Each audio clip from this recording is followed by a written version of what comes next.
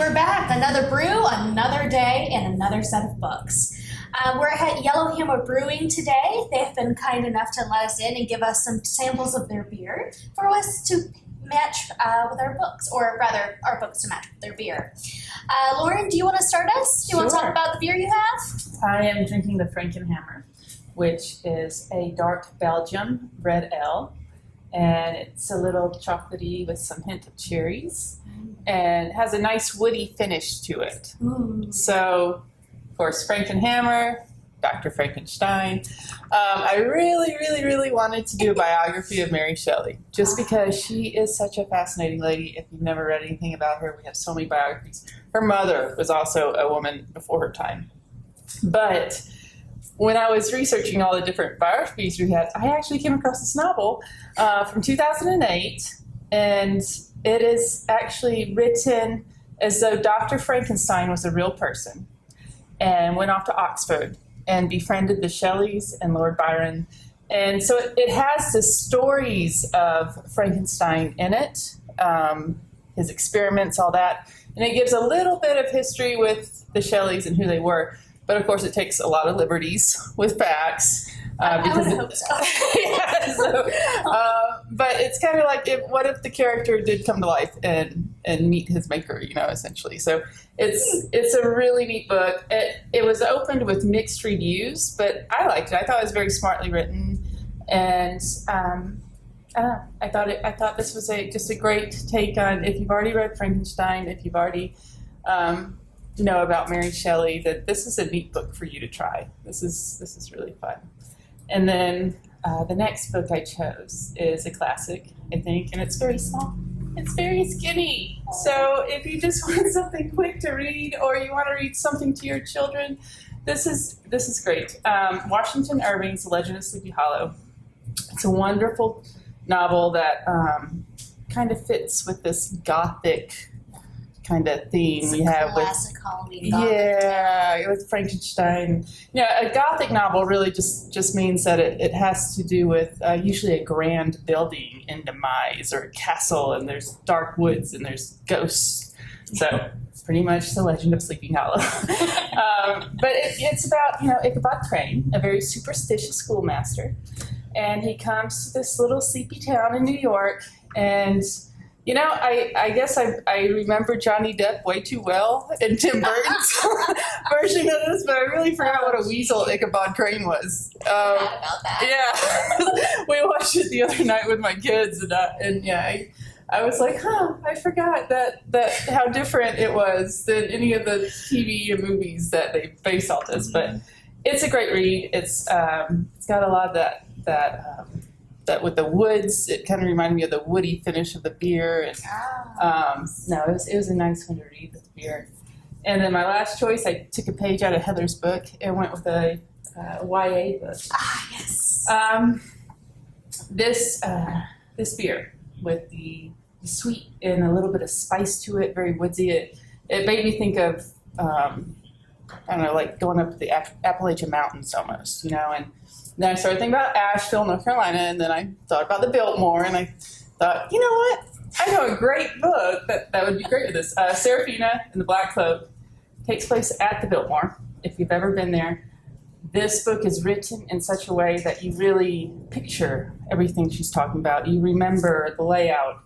But it's a young adult book, like I said. It's about a young girl who is kept in the basement of the Biltmore estate with her father. He hides her there. He works there.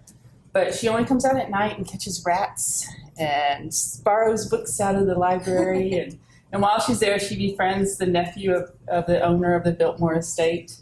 And children start going missing. And it's actually a little scary for kids. I was reading this to my daughter a few years ago. And there are parts that are a little terrifying for children, but it's a really nice book. It's well written, and just the imagery is great. This is the first of 4 books in this series. Oh, cool. And so, I don't know, just with the thinking of Asheville and everything, and this beer just kind of put me in the mood for that book. So that sounds perfect. Yeah, it was fun. Biltmore this time of year. Lovely viewing. If you've never been, you should probably go. awesome. I really like the wide range of books you have. And like I said, like Washington Irving, Sleepy Hollow, super classic, a million different adaptations. And yeah, my personal fave is like The Wind in the Willows, that I think Disney. I don't know. Anyway.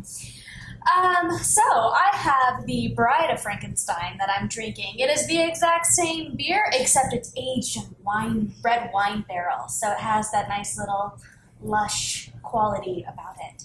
And I'm not gonna lie, I chose my books based solely on the name Frankenhammer, Frankenstein, monsters. I wanted to grab some monster books to highlight in this Halloween time period.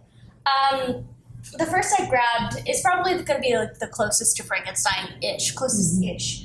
It's called Down Among the Sticks and Bones. It's by Seanan McGuire. It's the second book in her Wayward Children series, which is about kids like Alice in Wonderland who find a door, they go through the door, they find a world, and sometimes they get thrown back into their own world. And the series is basically about this school that a woman set up to help them process their experiences. It's really interesting. Yeah.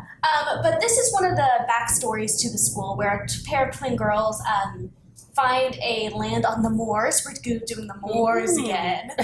And they basically run into a vampire Dracula type character and a Dr. Frankenstein type character. And the twins go their separate ways and kind of grow up in like these different households, and it's about their experiences. It's really it's a quick read. I read about half of it just as a reread in the past 5 hours, maybe. It's a very fast read, as is the rest of the books. I think there's about 5 or 6 now of them. Okay. So it's good. It's a good one, especially if you want something eerie and has a lot of personal experience in it. Especially in October. Especially in October. And this is really one of the only ones that kind of gets into that October theme where some of the other stories in the series has like a candy land, or one of them kind of goes down into the Greek Hades kind of underworld. Oh, fun. Yeah, it's an interesting series. But moving on, we are going from vampires and Frankenstein to zombies. If you've ever read Pride and Prejudice, you had your Pride and Prejudice type book. Eligible, yes. Yes, eligible. And this is my Pride and Prejudice take. It's written by Jane Austen and Seth Grahame-Smith. It's called Pride and Prejudice and Zombies. And you can tell from like the cover art where it's just like the classic Austenian character, and then she's like has her jaw ripped off. Like it's great. But basically, a little Tim Burton in there. And I do think this was made into a movie. From what I could tell, not a good movie. Yeah. But it's basically, if you like a spoof or parody, this is a really great book. And the first time I read it, I did it on e-reader. And what the author does is go through the exact narrative and just inserts his own stuff. So his stuff was in red writing, Jane Austen's was in black, and you could see how much effort he put into some scenes and changing them and not into others. Yeah, I think I read that, not when it first came out, but I finally read it thinking, okay, fine, I'll see what this is all about. I loved it. Yeah. I thought it was wonderful. I laughed. Some of it, I think, just he was very smart in how he incorporated that into it, but kept true to the story. So it was a fun read. This author also wrote Abraham Lincoln Vampire Hunter, and again, an easy read. The book, the movie that came out about it is, in my opinion, hilarious. It's not supposed to be, but I find it hilarious and great to drink through. But check out either one of those books. I think they're really wonderful. And then this last one. So these are kind of easy reads. I believe they're under adult fiction. This one's actually under sci-fi, which I was surprised by. This one is actually young adult fiction, young adult graphic novels. And whereas I flew through these two, this one I had to put down and pick up a lot. Not because it's a bad read, but because the content is just a lot. And it surprises me that it is young adult because of it. It's basically what they're calling an anti-fairy tale. And what's the book called? Beautiful Darkness by Fabien Vehlmann. I don't think it's originally English. This might be a translation. But the back of the book here says unsettling and gorgeous anti-fairy tale, which is absolutely true. Basically, it follows these fairy tale characters who are starting the book just minding their own business, and all of a sudden they're just like evicted from their home, and then they have to figure out how to survive on the outside of their home, which you find out pretty quickly ends up being this dead girl's brain. They were like the imaginary creatures in her head, and she died in the woods, and they had to find their way out of her body. Nice. Yeah. And then I just saw this too, a bleak allegory about surviving the human experience. Basically, these imaginary creatures this little girl had come up with doesn't know anything about civilization or the world, and so they have to figure out hierarchies and morals, and just every step of the way is like it's like it's the best way I can describe it. It's a very visceral thing some of them go through where I'm just like, and I need to put this down for 15 Go have a beer, some Frankenhammer. That's all I need. It is blindsiding, but it's good. The illustrations are gorgeous. This is suggested to me by one of our youth librarians who really likes Gothic and horror. I should have known then that when I was in I know who you're talking about. Yeah. She's wonderful like that. But yeah, so that's what I chose today. And I put this in my monster book category because some of the things they do by like adult moral standards is like really messed up, monstrous kind of things.